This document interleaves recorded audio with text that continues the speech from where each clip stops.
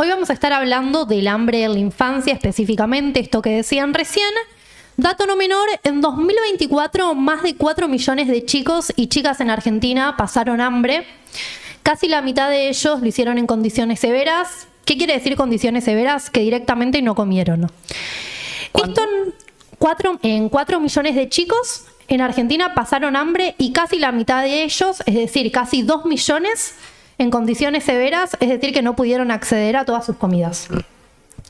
Esto no es una excepción, lo que vamos a ver es que es algo estructural y que si bien tenemos algunas políticas, como la asignación alimentar, la asignación universal por hijo o la tarjeta alimentar, esto por sí solo no basta. Así que lo que vamos a ver hoy es el por qué y qué es lo que pasa. Bien, empecemos por lo básico. ¿De qué hablamos cuando hablamos de inseguridad alimentaria? La inseguridad alimentaria es esta situación que se da cuando una familia no tiene acceso regular a los alimentos suficientes o los nutrientes necesarios.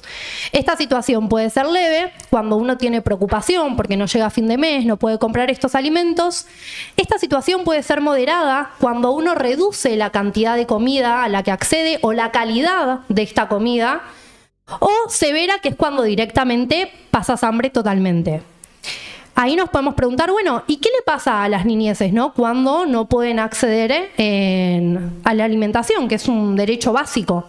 Bueno, el daño es cognitivo, es emocional, es social y muchísimas veces esto también es irreversible. Esto nos los cuenta el informe, todos los datos que vamos a ver hoy los vamos a tomar del informe que se publicó ahora en julio del Observatorio de la Deuda Social Argentina y de la Universidad Católica Argentina. Acordémonos que el presidente se vanagloria un montón de la UCA y de los datos que la UCA siempre arroja de la inflación, por lo cual esto no es un dato menor. Este es un estudio que analiza más de 15 años de evolución de la inseguridad alimentaria infantil en Argentina. Empecemos por este año, en 2024. Según este informe, en 2024, casi el 36% de los niños y adolescentes sufrió inseguridad alimentaria. El 16.5% lo hizo en forma severa y estos niveles son incluso peores que los que teníamos en plena pandemia. ¿Podemos poner ahí el gráfico mientras tanto? Bien, lo que vamos a ver ahí es esta trayectoria de inseguridad alimentaria desde 2010 hasta la actualidad que les comentaba recién. Y lo que me parecía interesante era que lo podamos ver en ciclos. Hay 3 etapas muy claras. La primera etapa la vamos a tener desde 2010 a 2017, donde había niveles estables de inseguridad alimentaria muy preocupantes con alrededor del 20%. Pero ¿qué pasa? En 2017 a 2020 pasamos a una segunda etapa que se ve de forma muy clara. ¿Por qué? Porque hay una fuerte suba, 15 puntos más de 15 puntos en solo 3 años. Y además de eso, la inseguridad alimentaria severa, algo que no venía pasando, pasa a ser de 2 dígitos. Si miramos de 2017 a 2020, la IA severa, que es la línea roja de abajo, ya pasa a ser de 2 dígitos que no venía sucediendo sostenida en el tiempo. Se va incrementando cada vez más. Ahora bien, la tercera etapa la tenemos de 2020 a 2024, donde se mantiene todo el tiempo en la alza y nunca baja del 30%. Y lo que vamos a notar es que en el 2024 la inseguridad alimentaria severa llega a su pico máximo. Incluso más que en el de la pandemia, como les decía antes. ¿Los datos se suman? O sea, ¿cómo es?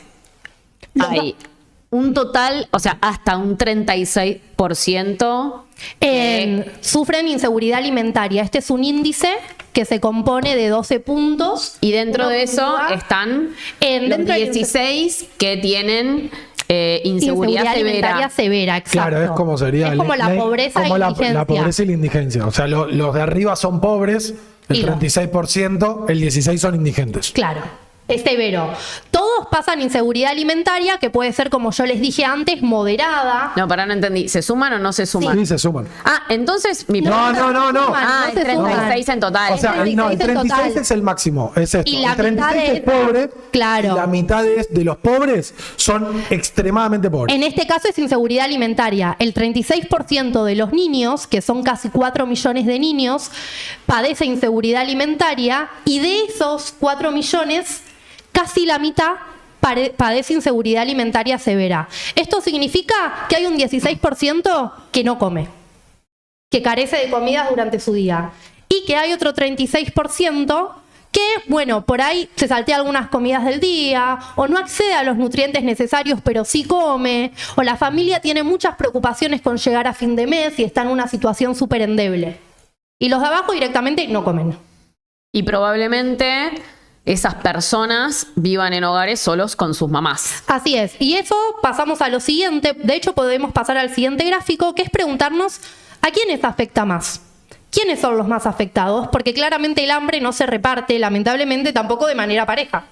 Afecta, por supuesto, a los hogares más pobres, más a los que viven en el conurbano, aún más a los hogares que están en situación de desempleo o trabajo precario, y especialmente esto que vos decías recién, Maru, a los hogares monoparentales, que en su mayoría, como siempre decimos acá, están encabezados por mujeres.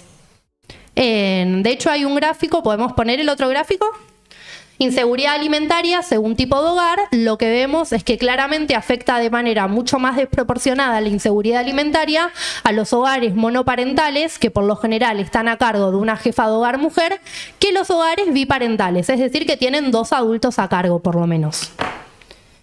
Bien, ahora viene, otra cosa que este informe se pregunta es, ¿y la asignación universal por hijo? Ya está, podemos sacar el gráfico. Se pregunta, ¿la asignación universal por hijo qué onda? ¿Y la tarjeta alimentar no sirven?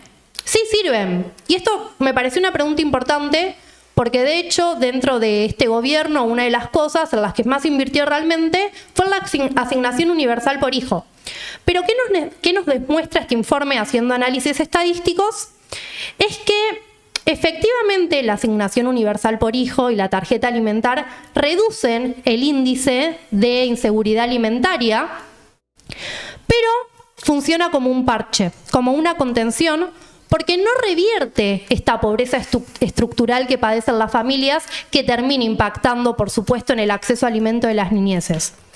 Porque esto lo sabemos, pero además lo demostraron con análisis estadísticos, que el verdadero factor que sí explica que un hogar pueda alimentarse o no es el trabajo, es el empleo formal y estable que puedan llegar a tener los adultos de esa familia. Esto tiene el doble de impacto que la asignación universal por hijo. Es decir, ¿la asignación universal por hijo es necesario? Por supuesto que sí. ¿Pero qué deberíamos hacer? Y bueno, fomentar el empleo en buenas condiciones y que todas las personas puedan acceder a ellos. Y con esto ya culminando, el informe nos da algunas recomendaciones, ¿no? De qué es lo que necesitamos. En primer lugar, no hay que pensar al hambre como un fenómeno aislado, sino que hay que entenderlo como un fenómeno muchísimo más profundo que se interconecta con un montón de medidas y de acciones. En primer lugar, tenemos que reconocer a la alimentación como un derecho humano fundamental. En segundo lugar, y en línea con lo que les decía, apostar a la inclusión laboral de todas estas familias. Ampliar la cobertura de comedores escolares, porque hoy, en el día de hoy, lo que sucede es que los niños pasan gran parte de su tiempo ahí, y darles una ayuda en términos alimenticios pueda favorecer a que no haya deserción escolar, por ejemplo.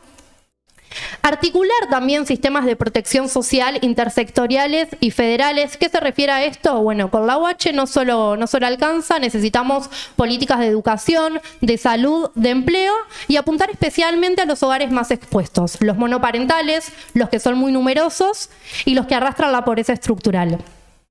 Entonces, uno ahí se puede preguntar, bueno, pero si un pibe no come bien un mes, total ahora ya está, bajó la pobreza. ¿Qué tanto daño puede hacer? Bueno, en todo este año, en todo este 2024, que incluso la pobreza aumentó, un niño que en un año, atravesó inseguridad alimentaria puede sufrir problemas de desarrollo físico y cognitivo, bajo rendimiento escolar, enfermedades crónicas desde edades tempranas, malnutrición, baja autoestima. Y sí, y más por eso en la adultez. Y esto es una rueda también que no para, porque si vos no comés bien, no podés aprender bien, es algo elemental. Y si uno no aprende bien, tampoco puede romper con el círculo de la pobreza, y es ahí donde decimos que lamentablemente el hambre se termina heredando. Esos son los Muy bien. gatillos. ¿Los aplausitos No. cuál eran? Pará. Metamos aplausitos. Ahí, este fue el informe de nuestra psicóloga, Doctoranda. próxima doctora de la Universidad de Buenos Aires, Sheila Suárez. Aplausitos. Tu. En resumen, mirá la maldad que voy a hacer ahora. Entonces, en resumen es que está creciendo, que arrancó en la pandemia, el punto como que empezó El punto más álgido. como que empezó, claro, a aumentar ahí, Así es. pero está cayendo la pobreza. Lo que te pasa ahí... Sacaron ¿cuánto dicen ellos? 11 millones de pobres, 11 millones de personas. Mira, con yo pobreza. te leo acá. Te leo los datos que ya nos están Pará. porque el chat está explotado. Sos la Cuca 1 hoy. Soy la Sos Cuca más 1. Cuca que Villarruel hoy. Lo que dice ahí es que lo que te pasa, de hecho yo también, Peren, me hice esa pregunta, que lo que puede pasar es que efectivamente vos podés mejorar las Dicen asignaciones. que por culpa tuya la gente vota a Milei, que te queda mejor que prediques a Jesús. ¿Que qué? A Jesús. Bueno, Agradezcan entonces, agradezcan. Claro, gracias a nosotros. igual ahí la pregunta que uno se tiene que hacer. Está bien, los precios bajan, podríamos decir que los precios bajan, pero lo que nos pasa hoy es que los ingresos también están bajando porque las paritarias, quienes pueden acceder a un empleo formal, quedan por debajo, pero no solo eso, sino que en la Argentina de Milei hay 300.000 desempleados nuevos, por lo cual hay gente que directamente no tiene un ingreso, Rey. Pará. Pará, La pregunta era que Arturo nos dejó contestarla. ¿Cuál es la explicación de que baja la cantidad de pobres, de la escala socioeconómica que baja de pobres, pero aumenta la desnutrición infantil? La explicación que hay en esto, una es que este dato es de 2024, pero más allá de eso, lo que termina pasando es que efectivamente los hogares tienen más plata nominal, pero al mismo tiempo, y técnicamente salís de la línea de pobreza. Técnicamente eso pasa. Pero paralelamente la situación en la que te encontrás es que aumenta el desempleo y la informalidad laboral. Claro. Entonces se rompe el sostén estructural de esa familia. No hay salario estable, no tenés derechos laborales, por lo cual no tenés obra social, no tenés aportes, no tenés ninguna previsibilidad. Entonces quizás ese niño hoy puede comer porque la UH está efectivamente, la están entregando y por ahí puede acceder a gatas a comer, pero esas personas siguen empobrecidas, no tienen previsibilidad futuro. Esto es un parche.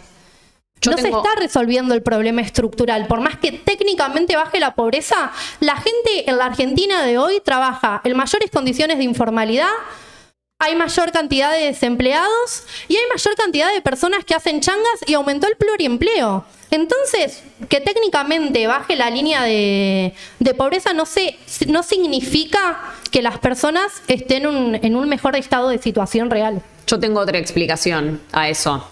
Y es que 11 millones de personas dejaron de ser pobres y pasaron a ser clase media baja.